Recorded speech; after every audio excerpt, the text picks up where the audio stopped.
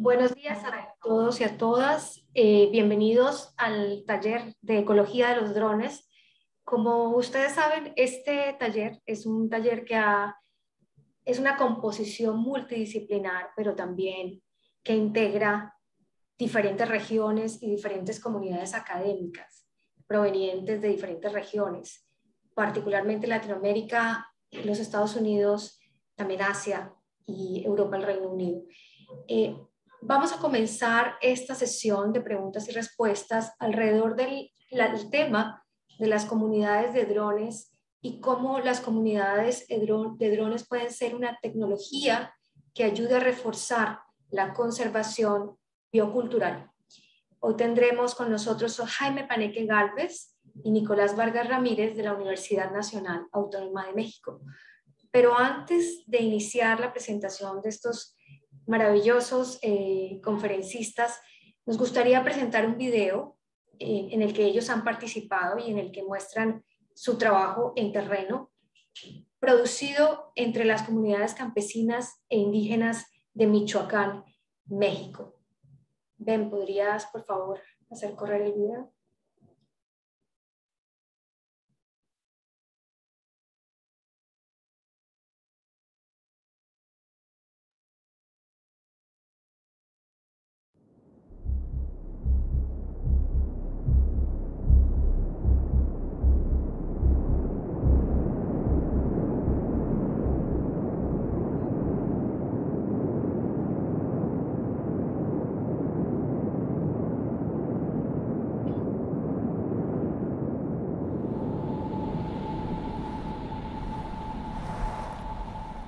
El trabajo que estamos realizando es para tener un mejor beneficio a futuro. Este trabajo se comenzó en diciembre del 2017. Pues hemos avanzado ya bastante. Y ya los jóvenes pues ya empezaron a armar los drones, armarlos, desarmarlos, los echaron a andar y ya saben cómo trabajarlos, o sea, cómo activarlos automáticamente para que los drones hagan sus recorridos en la comunidad. Lo que queríamos saber es hasta qué punto podría ser una herramienta útil. Los trabajos que hemos venido desempeñando aquí en el CIMA pues están orientados a evaluar un poco ese potencial, tanto para la mejora del monitoreo del manejo forestal como también para la defensa territorial, sobre todo en comunidades. Específicamente con el tema de los drones, queremos averiguar qué cosas se le dificultan a la gente para poder apropiarse del conocimiento necesario para usar esta tecnología y poder generar a su vez este conocimiento territorial que es un conocimiento que las comunidades tienen. Nos gustaría ver qué cosas ya son posibles, qué oportunidades tenemos para poder usar esta tecnología de una forma más efectiva en el corto plazo con las comunidades y a la vez qué dificultades existen para que la propia gente pueda usar la tecnología de manera eficaz. En ese sentido, ¿qué desafíos nos quedan por delante para que las comunidades puedan utilizar los drones para este manejo territorial o esta defensa territorial mejorada en el corto plazo, ¿no? De manera más o menos autónoma, sin nuestra ayuda, podemos decir? El grupo de trabajo está conformado de 2 o 3 jóvenes o 4 y yo como comisariado, consejo de vigilancia. Ustedes vienen 3 estudiantes de la UNAM, de la SIGA de Morelia, Nicolás Vargas, Luis y Brian Beltrán. Fuimos al área de aprovechamiento, la grabamos también para que la gente, para que ustedes vean cómo se está trabajando, cómo se va a trabajar y a futuro ver qué beneficios vamos a tener. Así estamos trabajando. Al momento hemos realizado 27 vuelos con drones ligeros junto con la comunidad indígena carpinteros. El 90% de su territorio ya ha sido cartografiado. Las imágenes obtenidas abarcan zonas de bosque, áreas de cultivo e infraestructura importantes para la comunidad, como caminos, viviendas, servicio eléctrico y redes de distribución de agua. Esta información es útil para mejorar el control ambiental y la gestión comunitaria del territorio. En un futuro cercano, la comunidad espera usar drones ligeros de forma más autónoma para generar información audiovisual y cartográfica según sus propias necesidades, sin depender tanto de apoyo técnico externo. Para cantar, pego un grito.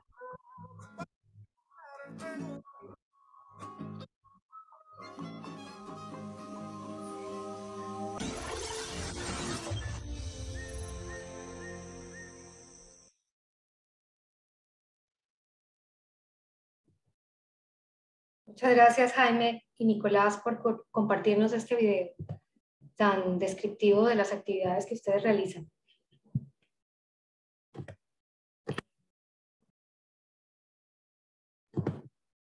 Bueno, brevemente vamos a contar, buenos días. En esta sesión del taller vamos a tener con nosotros la charla de los investigadores Jaime Peneque Gálvez y Nicolás Vargas. Su charla tratará el tema de los drones comunitarios. Jaime Peneque Gálvez es profesor asistente del Centro de Investigaciones en Geografía Ambiental de la Universidad Autónoma de México. Tiene experiencia en ciencia del cambio de tierras, etnoecología, ecología política, innovación de base y ciencia ciudadana. Sus temas de interés son el conocimiento tradicional, la innovación social, la ciencia ciudadana comunitaria para el manejo y la defensa territorial, el mapeo territorial y monitoreo ambiental participativo en comunidades rurales y periurbanas y las ciencias de la conservación. Nicolás Vargas es colombiano y actualmente trabaja como profesor investigador en la Universidad Nacional Autónoma de México. Es candidato a doctor, ecologista, magíster en geografía y actualmente trabaja junto a Jaime en el uso comunitario de los drones para monitoreo ambiental y defensa territorial desde una perspectiva de la ecología política. El trabajo investigativo de Jaime y Nicolás ha explorado las experiencias en la implementación de la tecnología de drones en comunidades indígenas y grupos locales, principalmente en América Latina, pero también han recorrido y han hecho una síntesis de este trabajo en Asia, Europa y Norteamérica. Ellos también han incursionado en la experimentación y la transferencia de conocimientos y tecnologías de drones a comunidades vulnerables en asuntos de derechos humanos y conflicto socioambiental con industrias extractivas. Esto ha sido fundamental para la recopilación de evidencia y testimonio científico que interpela al Estado y a los actores violentos o extractivos ante los entes judiciales. Sin embargo, también le ha otorgado, a través de la evidencia de los drones, fortalecimiento organizativo y pertenencia territorial. En el caso de Colombia, el cual hemos investigado Naomi Milner y yo durante el último año, hemos encontrado que en el contexto del acuerdo de paz que se logró con la guerrilla y el interés acrecentado de programas como el programa Red Plus por generar un monitoreo forestal en la Amazonía colombiana, se ha incorporado y se ha incrementado la implementación de tecnologías de monitoreo satelital, comunitario, y se explora la incursión de los drones en el Amazonas.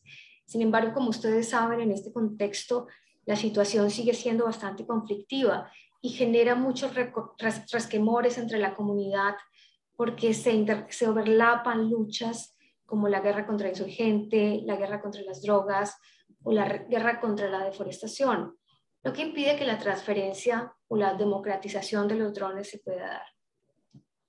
El trabajo investigativo de Jaime y Nicolás, sin embargo, o digamos incluso en este contexto, es fundamental porque ellos nos abren la posibilidad de ver unas redes y unas metodologías de transferencia de este conocimiento mucho más dialógicas, con relaciones mucho más simétricas con las comunidades, que a pesar de las dificultades del contexto violento, podrían permitir avanzar algunas comunidades en sus luchas territoriales. Hoy Jaime y Nicolás nos compartirán sus experiencias, así que les damos la palabra y no siendo más, Jaime y Nico, bienvenidos a este taller de ecologías de los drones. Thanks a lot, Monica. I would like to spare a few seconds of my time just to thank the organizers for hosting this wonderful event and inviting us to share our work with you. Thanks as well for the simultaneous translation. It's obviously convenient and easier for us and for those who may struggle with English. So now I will shift to speaking Spanish. Bueno, el día de hoy les vamos a presentar un poquito nuestro trabajo. Es un trabajo que hemos estado explorando en los últimos años, fundamentalmente en América Latina, que tiene un contexto pues, particular, ¿no? Con especificidades un poquito diferentes a África y sobre todo el sureste asiático, ¿no? En estos contextos del sur global, con muchísimas tierras tituladas a favor de pueblos indígenas y comunidades locales, pero con contextos también muy violentos y muchísimos conflictos, ¿no? Entonces nuestro trabajo se centra mucho en tratar de verle el potencial que tienen los drones en estos contextos para fortalecer la defensa territorial de los grupos indígenas. Y en el contexto del taller, pues vamos a tratar de enfocarnos un poquito también en cuál es el potencial de esta estrategia desde una perspectiva de conservación biocultural, que es la que a nosotros nos interesa. Quizás conviene decir que tanto Nicolás como yo venimos originalmente del mundo de la ecología, la conservación, y poco a poco hemos ido adoptando formas de trabajo muy colaborativa con las comunidades, precisamente en estos contextos, desde un poco la observación de que la conservación no es eficaz, al menos en estos contextos, sino si las comunidades no están involucradas.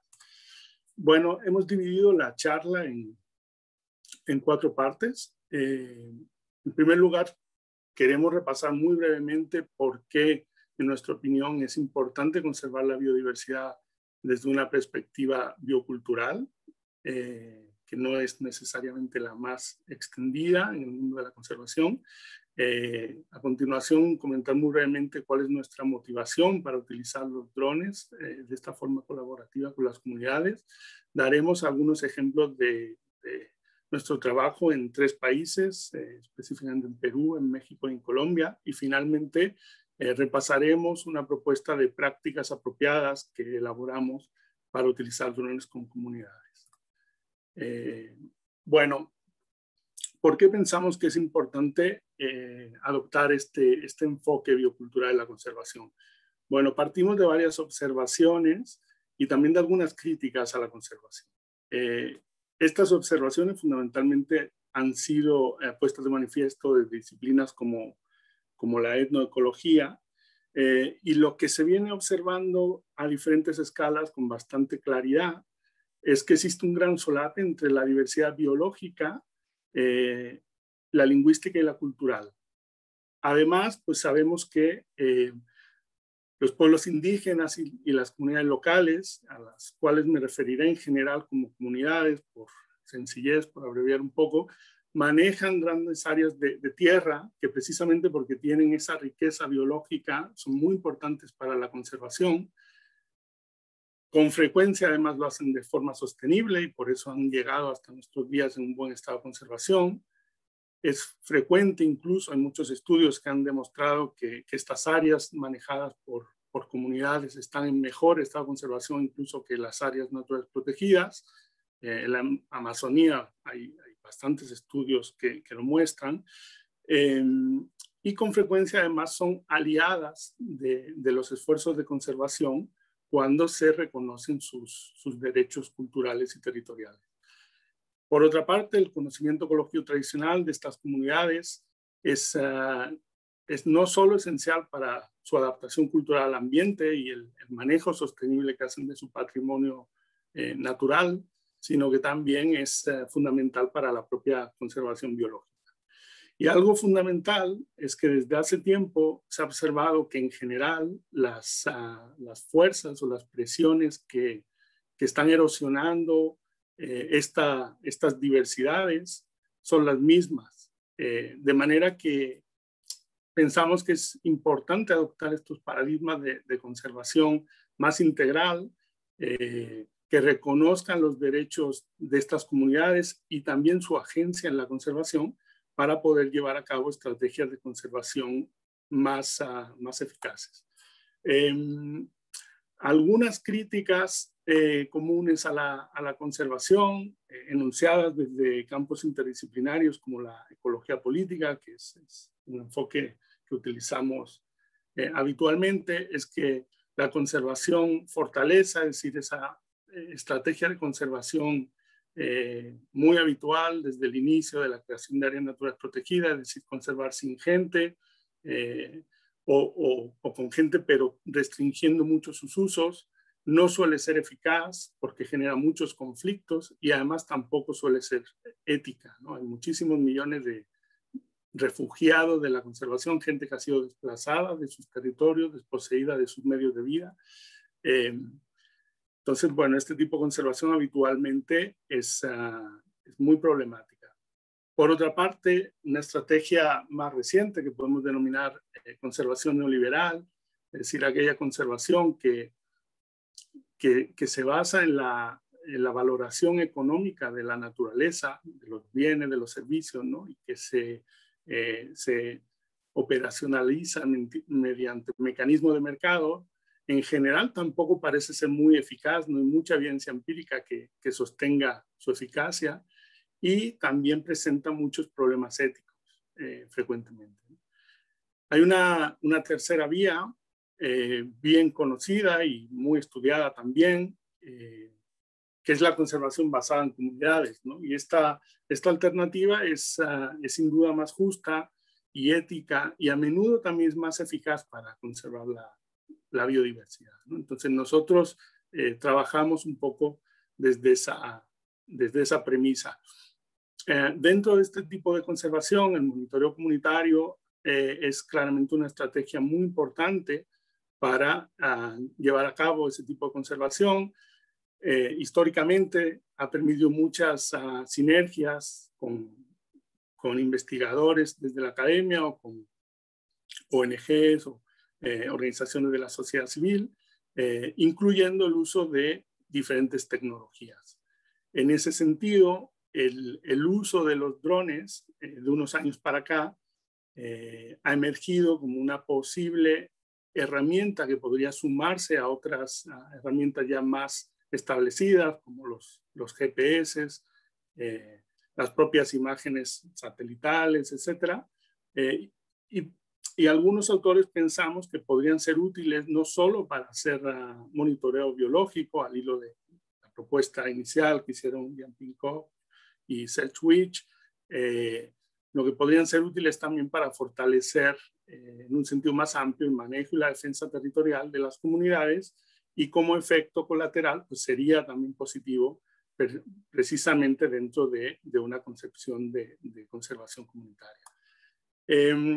Nuestra motivación particular para hacer este tipo de trabajo es un poquito a lo que me refería anteriormente. Es la observación de que particularmente desde el auge del neoliberalismo y la globalización económica, también cultural, ha habido un declive muy pronunciado de estas diversidades y un aumento muy grande en la conflictividad en los territorios habitados por pueblos indígenas y comunidades locales. Eso ha generado pues, un auge de los movimientos de resistencia, de los conflictos ambientales. Conflictos ambientales serían aquellos conflictos sociales que tienen su origen en alguna disputa por recursos naturales, el acceso, el beneficio, o por perjuicios derivados por ejemplo, de la extracción o el transporte, ¿no? de algún recurso natural. El uso comunitario de drones, entonces pensamos que en estos contextos de conflicto ambiental podrían ser una estrategia eficaz para fortalecer la defensa y los medios de vida de estas comunidades, mediante el mapeo, el monitoreo con drones, la documentación y la producción de evidencias, tanto cartográficas como audiovisuales, según el caso, para denunciar esas amenazas o esos impactos territoriales, ¿no? Esto es algo que ya se ha documentado en determinados casos, donde estas pruebas pueden ser también utilizadas en juicios contra empresas extractivas o actores ilegales que incursionan en los territorios indígenas, etc., ¿no? En ese sentido, nuestra propuesta de uso comunitario de drones, podríamos decir, que puede ser adoptada como una estrategia de conservación biocultural ligada a lo que Martínez Alier refiere como el ecologismo de los pobres, que sería esa lucha por la naturaleza por parte de aquellas poblaciones subalternas en países del sur global que luchan por defender la naturaleza y sus territorios porque dependen directamente de ella. Entonces, bueno, este es el tipo de cosas que hemos ido explorando, este potencial, pero evidentemente el hecho de introducir una tecnología en este tipo de contextos, pues es obviamente algo que hay que evaluar con mucho cuidado porque lógicamente puede haber, como ya se ha señalado anteriormente esta mañana, pues impactos negativos, en este caso, pues no solo sobre la propia fauna, por ejemplo, sino también sobre las propias comunidades. Entonces hemos también evaluado ese tipo de impactos negativos, ¿no? Sobre todo a nivel ético. Bueno, está la ubicación de los 3 casos, bueno, 4 casos en realidad en 3 países que les vamos a presentar. Yo voy a presentar los 2 casos en Perú y Nicolás presentará el caso en México y caso en el que está trabajando ahora en Colombia. La estructura con la que vamos a presentar los casos más o menos es esta, que motivó la defensa de los derechos territoriales de las comunidades, qué es lo que se hizo y con quiénes, cuál sería el potencial de la relevancia de los casos para la conservación de la biodiversidad, teniendo en cuenta que en general no ha sido como la preocupación inicial primaria, y luego pues algunos riesgos y oportunidades identificados. Bueno, en este caso yo les voy a hablar muy brevemente de las 2 experiencias iniciales en las que participé. La primera tuvo lugar en Loreto, en el norte de la Amazonía peruana, y la segunda, el año 2015, un año después, en Madre de Dios. En el primer caso, la idea era evaluar el potencial de la herramienta para mapear impactos ocasionados por la actividad petrolera. Es una actividad que es muy presente en todo este departamento y que con frecuencia origina derrames y con seria contaminación ambiental de agua, suelo, aire. Y en el segundo caso, Madre de Dios, pues más bien queríamos evaluar el potencial de la herramienta para ver los impactos, las amenazas de la minería ilegal de oro, que es también muy presente en todo el departamento de Madre de Dios. Estas experiencias, junto con otras 3, las pueden leer si tienen interés en un artículo que publicamos en 2017 en la revista Land. Si trataré de ser un poquito breve, un poco por falta de tiempo, podemos comentar algo posteriormente. En el caso de Loreto, que pensamos que fue la primera experiencia de este tipo en América Latina, quizás la segunda del mundo, después de la que hizo Irendra Rajawali con los Dayak, precisamente ahí en Kalimantan, en Borneo. Probamos un dron de ala fija que se customizó pensando en poder hacer un monitoreo a larga distancia y identificar derrames de petróleo. El trabajo estuvo coordinado por varias organizaciones indígenas peruanas, pero también participó la Alianza Mesoamericana de Pueblos y Bosques de Centroamérica. Fue un proyecto piloto que duró unos 8 días y fue dirigido por Two Chefs Aerials, con la participación también de Rainforest Foundation y bueno, y yo mismo. Participaron unos 12 monitores ambientales de 3 pueblos indígenas, los Cucama, que son de ese departamento, los Arambut, que vinieron de Madre de Dios, y los Emberá Bonan de la selva del Darién en Panamá, que son 3 poblaciones con las que trabaja habitualmente Rainforest Foundation. En el caso de la experiencia en Madre de Dios, al año siguiente, pues más bien probamos un dron cuadricóptero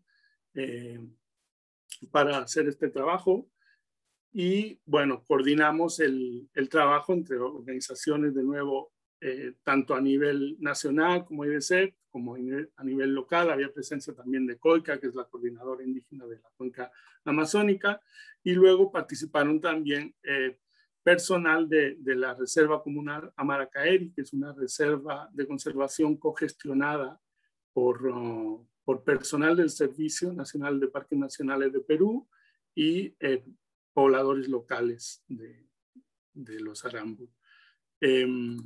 Bueno, La relevancia, digamos, de ambos casos en un contexto de conservación de la biodiversidad, pues pensamos que es potencialmente bastante alta desde esta perspectiva biocultural, porque mediante una protección efectiva del territorio, que podría fortalecerse gracias a este tipo de monitoreo, hay que decir que estas poblaciones llevan tiempo trabajando con diferentes tecnologías precisamente para mapear y monitorear los impactos, y usan también este sistema de alertas tempranas de deforestación, de los mapas de Hansen, están entrenados en el uso del GPS, de teléfonos inteligentes, etc. Desde ese contexto, pues un monitoreo más efectivo evidentemente evitaría o minimizaría la contaminación con evidentes ventajas directas sobre la conservación también de las especies. En ese sentido, bueno, pensamos que la clave es mejorar las estrategias desde ese paradigma de conservación cultural, estas estrategias de monitoreo comunitario. Los riesgos que identificamos en ambos casos fue situaciones de coerción, tanto en Loreto como en Perú fuimos confrontados por personal, tanto de la empresa petrolera en Loreto como luego por mineros ilegales en Madre de Dios.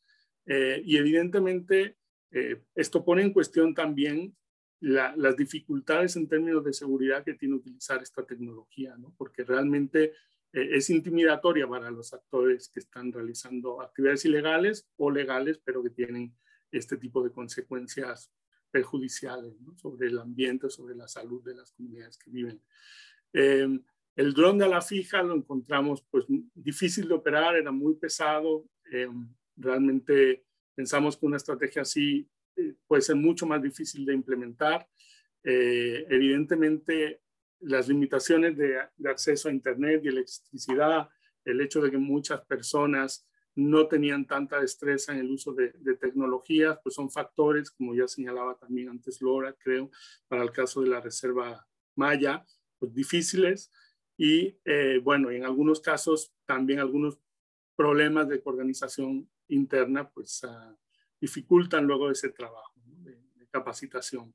En cuanto a las oportunidades, bueno, decir que el dron de ala fija permitió documentar impactos ambientales en sitios muy distantes. Para mostrar un par de imágenes al respecto.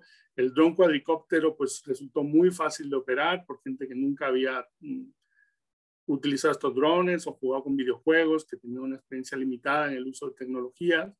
Y bueno, pues existe esa posibilidad de mejorar estos procesos pensando en capacitaciones que sean culturalmente adecuadas y con suficiente tiempo, dirección, recursos, materiales, etc. Bueno, algunas fotografías de la primera experiencia con el dron. Arriba a la derecha pueden ver a Georgi y Nina Tulchev, ¿no? Que fueron los que la dirigieron. Aquí pueden ver el ducto sobre el que se voló el dron, también a unos 450 metros, y era un derrame de petróleo que había ocurrido un año antes y que realmente la propia población local no sabía si se había remediado, y esto es porque es bosque pantanoso de difícil acceso, en unas condiciones obviamente también de mucho calor, mucha humedad, a 11 kilómetros dentro de la isla. Entonces realmente la gente estaba muy contenta de ver cómo se había podido demostrar que el derrame no se había limpiado por parte de la empresa. Y bueno, algunas imágenes también de la frontera de avance de la minería ilegal, metiéndose ya un poco en el bosque de la comunidad y los impactos, la devastación que deja sobre el territorio con todas esas pozas de agua pues muy contaminadas, donde luego la gente pesca, la utiliza para beber, etc. Bueno, pues yo lo dejaría aquí. Le doy la palabra a Nico, dejo de compartir mi pantalla.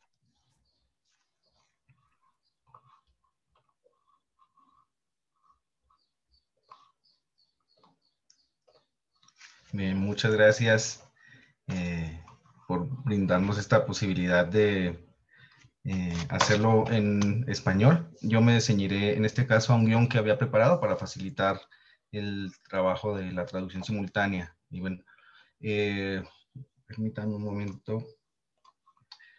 Nuestro segundo caso de trabajo se localiza en México, en el estado de Michoacán. En Morelia, la capital de Michoacán, se encuentra el manantial La Mincita, que es la fuente más importante para el abasto de la ciudad.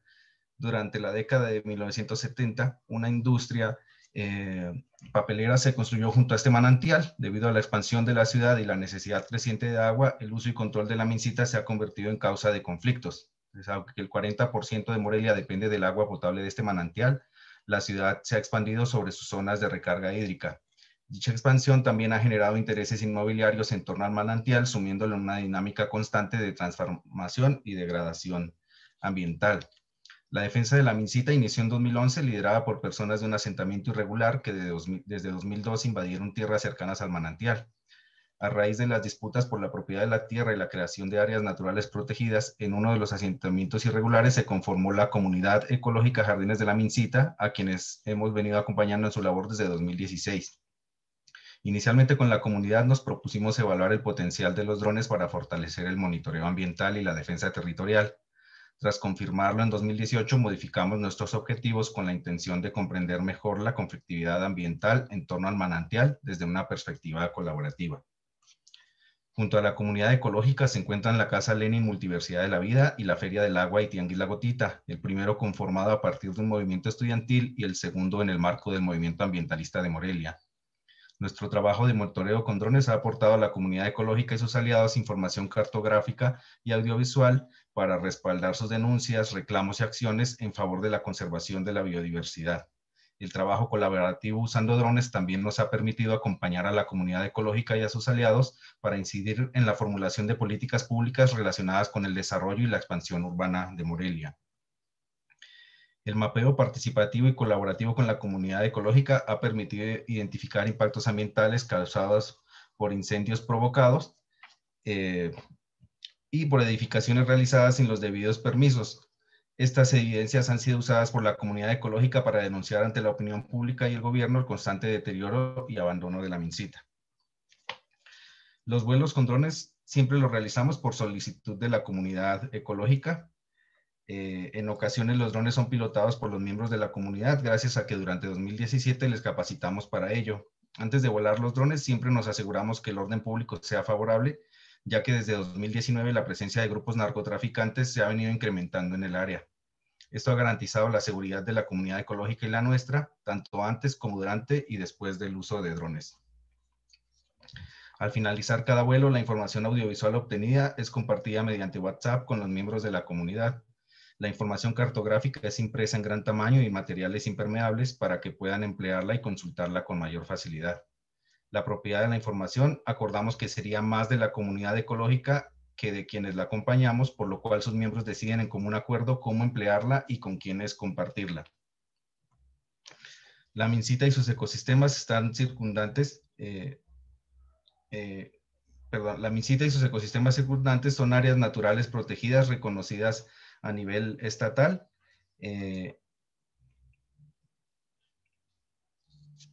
A nivel internacional, como es el caso de su declaratoria como humedal Ramsar en 2009. Pese a la normatividad existente, la presencia gubernamental no es constante, así que la conservación del manantial y sus alrededores ha dependido del compromiso ciudadano encabezado por la comunidad ecológica y sus aliados.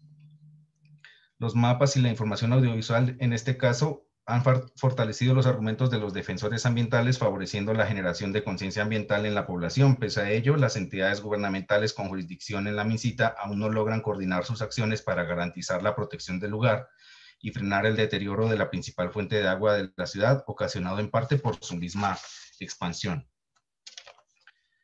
Nuestro tercer caso de trabajo se localiza en Colombia, en el departamento de Boyacá. En este departamento se encuentra el lago de Tota, el más grande del país.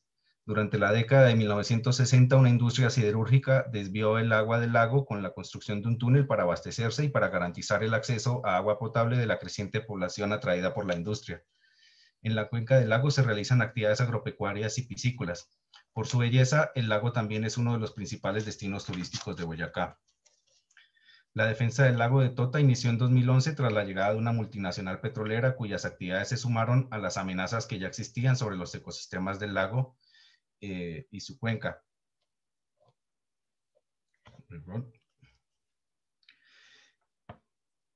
En este caso nos enfocamos en la alerta de contaminación del lago con metales pesados emitida en 2020 por parte de la Fiscalía General de la Nación. Tras unos muestreos realizados por la Fiscalía, esta entidad identificó la presencia de plomo en concentraciones que excedían en 95 veces los niveles permitidos por la ley. Ya que el plomo es altamente cancerígeno, la Procuraduría General de la Nación presentó una demanda contra las autoridades ambientales, ya que la contaminación del agua comprometía de manera directa el abasto de agua potable de al menos 250,000 personas. Pero ¿de dónde venía el plomo y cuál era la fuente contaminante? Junto al colectivo por la protección de la provincia de Sogamuxi y la corporación Guamampoma, apoyamos la construcción de una demanda que se sumó a la presentada por la Procuraduría. Allí aportamos evidencias de fuentes contaminantes que ésta había omitido en su demanda, la exploración de petróleo y la minería de carbón. Estos argumentos se apoyaron en los resultados de una campaña de mapeo colaborativo de la cuenca del lago de Tota en OpenStreetMap. Dicho mapeo se apoyó en imágenes satelitales y en algunos ortomosaicos generados con drones, como los obtenidos en 2019 tras la construcción de un polémico hotel en la ribera del lago. El mapeo en OpenStreetMap nos permitió identificar un cuerpo de agua de tonalidades rojizas, en donde aguas arriba aparentemente se explotaba carbón. La información satelital nos permitió evidenciar que posiblemente se trataba de un drenaje ácido minero con más de 10 años de existencia. La imagen satelital más reciente de la zona, sin embargo, era de 2017, pero evidenciaba que el drenaje ácido minero desembocaba en el río Atolaguna, tributario del lago de Tota. El uso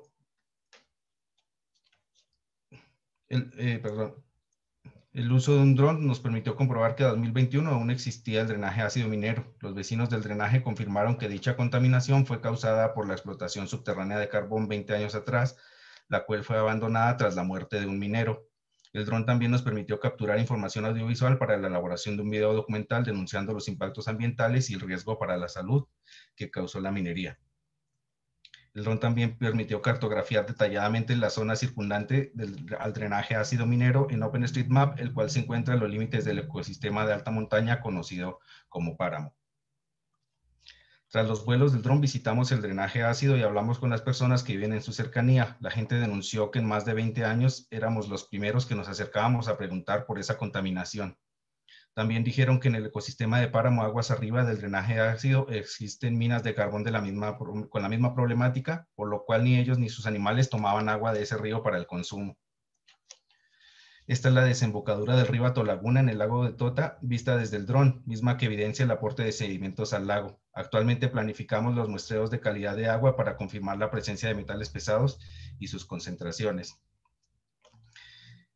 El lago de Tota y sus páramos circundantes son considerados áreas naturales protegidas. También existe un parque natural regional, pero este se creó después de que las concesiones mineras y sus licencias ambientales fueran entregadas.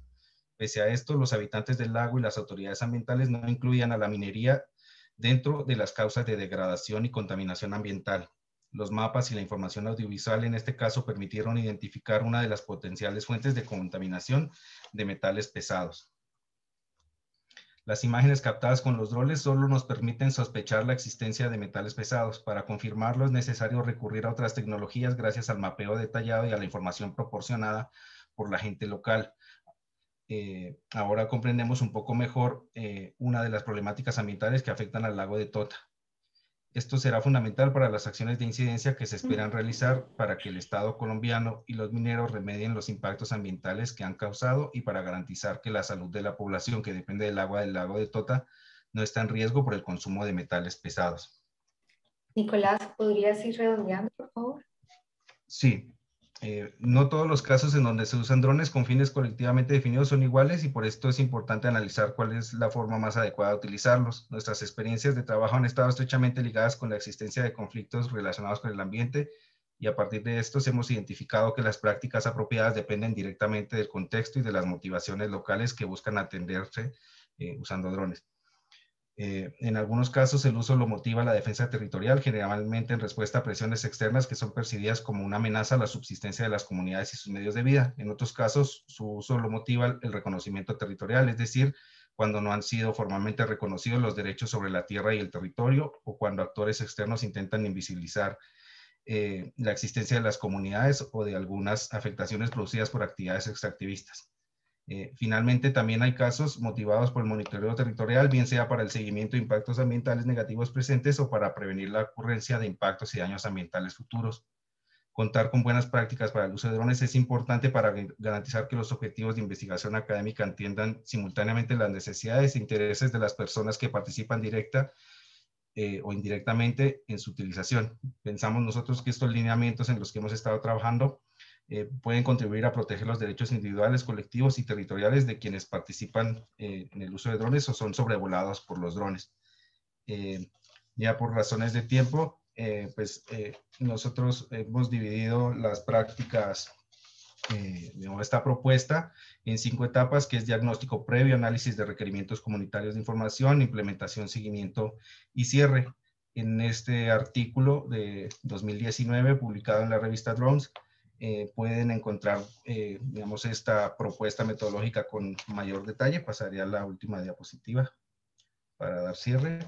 Y pues especialmente cuando el propósito que motiva la implementación, las prácticas apropiadas que sugerimos buscan establecer un punto de partida tanto para las comunidades como para los académicos y organizaciones que las acompañan y están interesados en usar drones para satisfacer propósitos u objetivos colectivamente construidos. Hasta el momento estas directrices no han resultado útiles en el contexto latinoamericano y la prueba de fuego de su utilidad quizás ha sido que la hemos aplicado en contextos marcados por la existencia y concurrencia de diversos conflictos relacionados con el medio ambiente, la propiedad y la disputa de los territorios. Nosotros esperamos en el marco de este taller pues podamos establecer unas sinergias que nos permitan fortalecer estas y otras prácticas que contribuyan a fortalecer la conservación de la naturaleza desde una perspectiva biocultural aliada a la participación local y al uso de tecnologías como los drones. Muchísimas gracias. Muchísimas gracias a ustedes. Aquí en el chat tenemos una serie de preguntas que les voy a leer para que empecemos este diálogo y esta conversación. El tema de los drones comunitarios suscita una serie de reflexiones desde lo metodológico, desde lo ético, pero también desde las perspectivas, desde donde se ejerce esta práctica. Y aquí en el chat tenemos, por ejemplo, las discusiones sobre la conservación neoliberal, sobre cómo generar estos diálogos con las comunidades. Voy a leer la primera pregunta, que es para Jaime, viene de Margarita y está conectada a una observación que había hecho Jaime en el chat anteriormente sobre el disturbio a, por ejemplo, los flamingos. Entonces, comenta Margarita, indeed, voy a cambiar a inglés. Indeed, drones may disturb sensitive species. 1. What is the less disturbing and more efficient way to answer a specific scientific question? Is that disturbance worth for the data we obtain? Otra pregunta, another question from Seth. Were community drone-based images effective in getting compliance, local government, and law enforcement support? Ustedes están escuchando la traducción en español, ¿cierto? Ok, perfecto. No para estar seguro. Una pregunta, this is a question I'm thinking. What does it imply from the scientists, from our side, to do in order to generate substantial collaborative experiences with communities? Another question from Sohail. Jaime, this is in Spanish, let me check.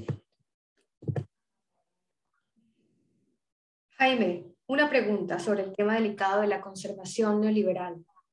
¿Hay alguna forma de combinar los beneficios de monitoreo ambiental comunitario con los mecanismos de mercado para mejorar la situación socioeconómica, o creen que son completamente incompatibles por la naturaleza e historia de la explotación de los recursos naturales? Bueno, esto es un set de preguntas que, como ustedes verán, van desde los temas de lo científico y qué es lo menos dañino para lograr la ciencia, que es un asunto ético y político, hasta el tema de las metodologías, la efectividad, hasta el tema de la perspectiva y cómo conciliar intereses de mercado con intereses comunitarios. Muy bien. Doy la palabra. Contesto yo la primera y la cuarta y vas tú por la segunda y la tercera. Vale. Bueno, pues muchas gracias por las preguntas. Empiezo con la de Margarita. Pues yo creo que, como siempre, depende, ¿no? Depende un poco de cómo uno mire las cosas. Yo creo que, retomando un poco ese ejemplo de los flamencos, pues si usar un dron a baja altura implica que se pierda pues la nidificación de los flamencos, pues ciertamente no merecería la pena, ¿no? Digo, es algo que ha pasado, por ejemplo, con avionetas, a veces no científicas, también recreativas, ¿no? Pasó precisamente hace unos años en el Delta de Llobregat, ¿no? Después de muchos años nidificaron los flamencos allí y bueno, se perdió la nidada, ¿no? Entonces, creo que al final cada quien tiene que establecer sus protocolos éticos y decidir qué merece y qué no merece la pena. Pero ciertamente, un poco en la línea de Chris, pensamos que todo esto tiene que ser evaluado previamente, pues, con mucho cuidado, tanto en este caso pues, por los efectos negativos sobre la biodiversidad y, por supuesto, pues también contextos donde hay personas viviendo ahí, pues también hay que intentar minimizar los impactos sobre dichas personas. Yo creo que lo dejaría aquí, Nico, para que continúes tú. Gracias, Jaime. Sí, frente a la pregunta que hizo Seth, si no entendí mal en la traducción, es la efectividad para cumplir la normatividad y recibir apoyo a partir de este trabajo que se realiza. Y bueno, pues en el contexto latinoamericano, Colombia, México, los países de los que estuvimos hablando comparten esta debilidad, digamos, y es que por lo menos en el caso de la MinCITA se tienen estas evidencias y ha logrado llamar la atención sobre todo de la opinión pública, ha generado conciencia ambiental en la población, pero no así ha logrado una respuesta coordinada de las instituciones o de las autoridades ambientales. En el caso de la MinCITA, por ejemplo, es muy complejo el entramado de territorialidades y de jurisdicciones que tienen pues las distintas entidades, porque hay del orden federal, del orden estatal, del orden local, unas encima de otras, no todas se corresponden. Entonces, cuando hay que ir a apagar un incendio, por ejemplo, no se ponen de acuerdo quién le toca, o cuando hay una denuncia de una construcción, pues tampoco se ponen de acuerdo con quién le toca.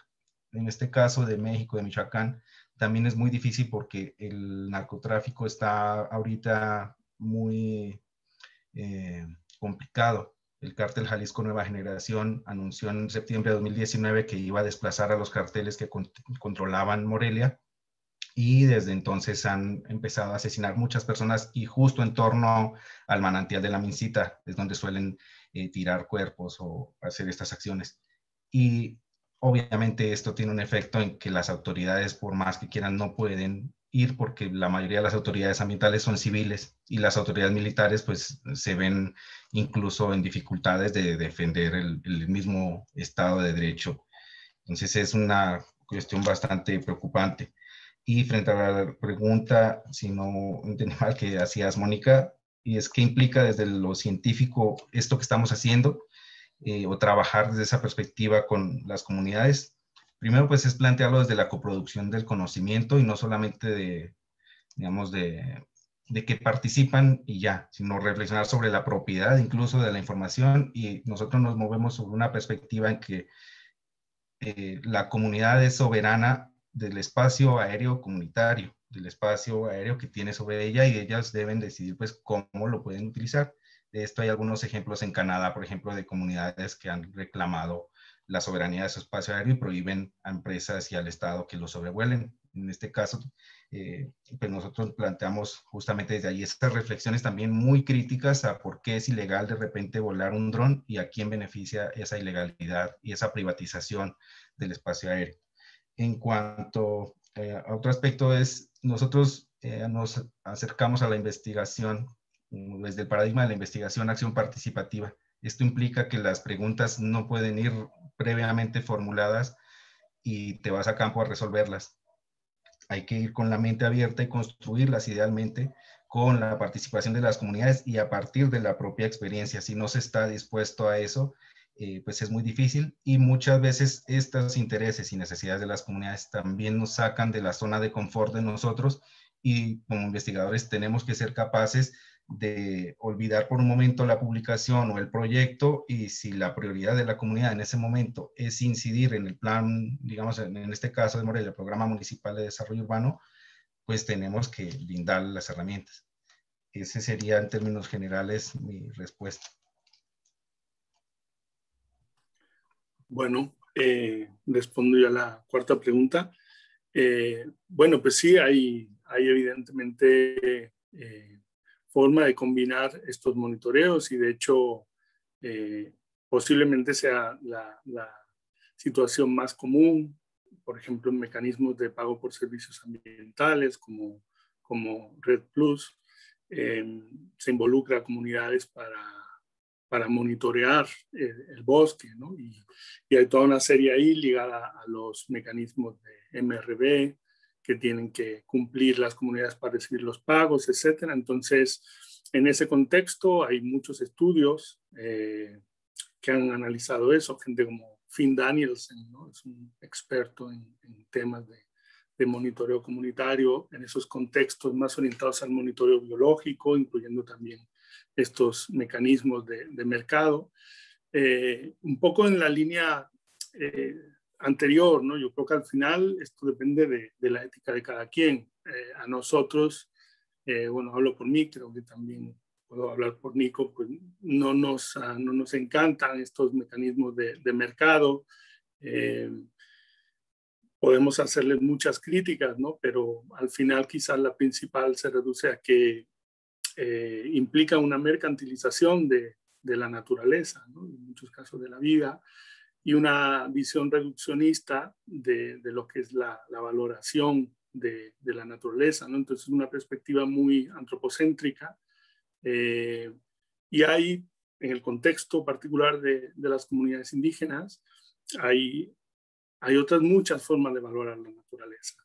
Entonces, se habla de una inconmensurabilidad, no sé si va a ser difícil traducir eso, de algunos lenguajes de valoración que no son necesariamente económicos y que implican otras ontologías de estos grupos indígenas, relacionales, ¿no? Entonces hay ahí una serie de valores que están también en juego y que no se pueden comprar necesariamente con dinero. Entonces muchos de estos proyectos no tienen en cuenta esos impactos negativos que tienen, y luego a la hora de cómo se implementan, pues generalmente siempre es desde organizaciones que vienen del exterior, que con frecuencia no conocen bien la realidad de las comunidades, sus motivaciones, sus necesidades, y bueno, es un mecanismo que frecuentemente genera conflicto, al menos a nivel interno. Entonces, bueno, hay que tener pues mucho cuidado, ¿no? No significa que no se puedan utilizar, y posiblemente lo mejor es tratar de utilizar diferentes aproximaciones en función del contexto local, lo que se puede hacer en cada momento, pero sí hay que tener mucho cuidado a los impactos negativos de este tipo de intervenciones, que en muchos casos pues podemos considerarlas pues de corte neocolonial, por cómo actúan. Tenemos una última pregunta de Viviana, que nos pide que, como nos tuvimos que saltar el último slide un poco rápido, si podrías de pronto, Nicolás, desarrollar un poco en qué consiste la metodología de trabajo de ustedes. Ustedes plantearon unos pasos y nos mencionaste un artículo que han escrito, pero si de pronto nos puedes comentar brevemente en cómo funciona esta metodología de trabajo.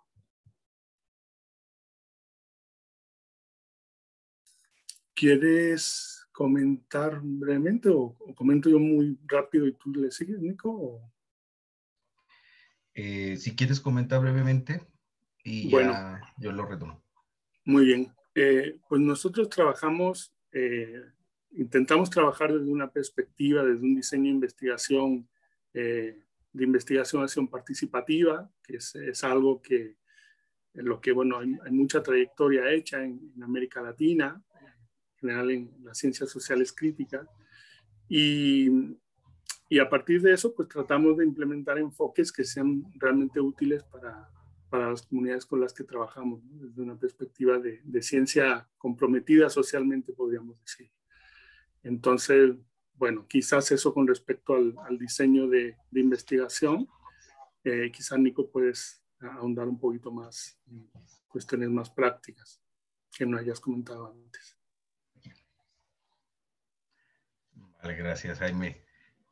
Pues justamente de las 5 fases que hablábamos, y es la importancia antes de utilizar los drones con esta perspectiva, es un diagnóstico previo que es básicamente leer muy bien el conflicto, en este caso en el que se está insertando, o la situación, y también, digamos, los posibles problemas que puede llegar a generar.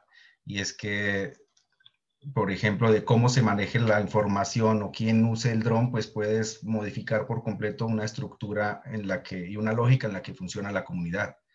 Muchas comunidades indígenas, por ejemplo, no vas a poder poner a un adulto mayor a que utilice el dron, sino va a ser un joven. Y en esas comunidades generalmente, pues la autoridad, en este caso, pues se ejerce más desde la gente que tiene más experiencia. Entonces, si se entrega el control, por ejemplo, de la información o de la tecnología a un joven que pueda ser cooptado fácilmente por el Estado o por, qué sé yo, una empresa, pues ponemos en una cuestión ética bastante problemática ese tipo de intervención. Por eso nosotros, en la aproximación en la que hemos estado, pues primero es leer bien ese contexto para saber qué requerimientos comunitarios de información hay, cuáles son los intereses, que es la segunda fase. Ahí vemos si es audiovisual o es cartográfico el interés, si está sobre lo, digamos, por ejemplo, sobrevolar una zona donde no puedes llegar físicamente para ver qué impactos hay, y luego hacer los seguimientos, por ejemplo, ya en la implementación. Y es decir, en esta experiencia no solo la gente no necesita que yo le enseñe a utilizar el dron, necesita la información y que la procesemos juntos, o sí necesita aprender a utilizar el dron. Todo eso se tiene que definir a partir del contexto y es como una espiral en la que constantemente estás haciendo este seguimiento. Y es que no puedes simplemente pues como definir tu metodología al principio y no ser autorreflexivo ni correflexivo con las personas y pues empezar con esa implementación. Y frente al cierre y clausura, por ejemplo, en los casos de Indonesia, de Irendra, Rajawali y Oliver Pye, pues ellos en algunas comunidades fueron, pero no hubo manera de regresar.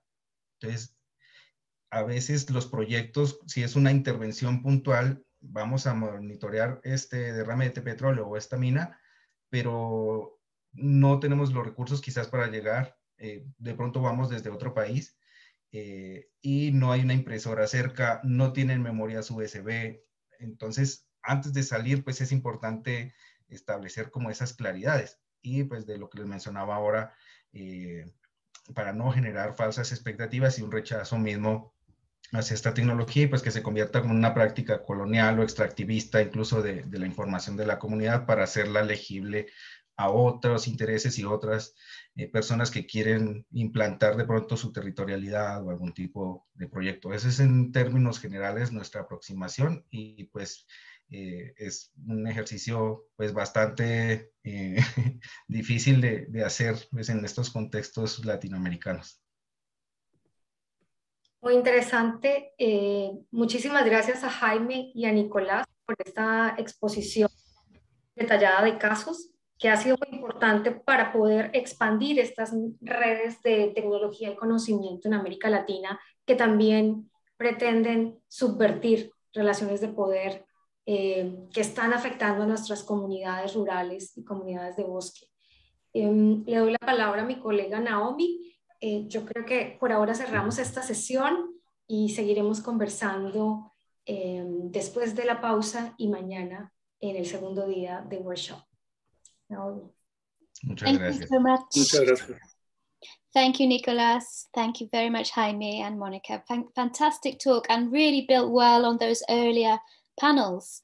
I feel like the conversation is building as we move through the day. So looking forward to seeing how that will develop over the following day as well.